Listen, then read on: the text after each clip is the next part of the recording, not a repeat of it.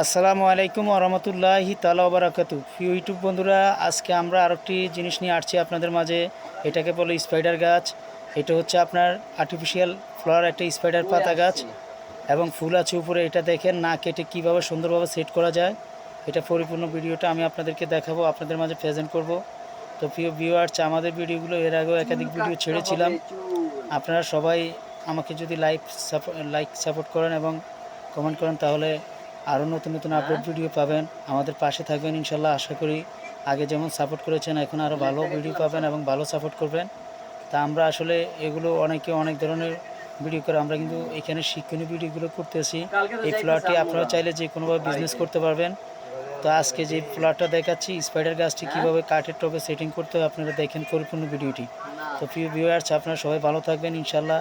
সামনে এই রমজান শরীফ শেষ করে পবিত্র ঈদের ভিতর আসবে। সবাইকে অগ্রিম ঈদের শুভেচ্ছা, ঈদ মুবারক।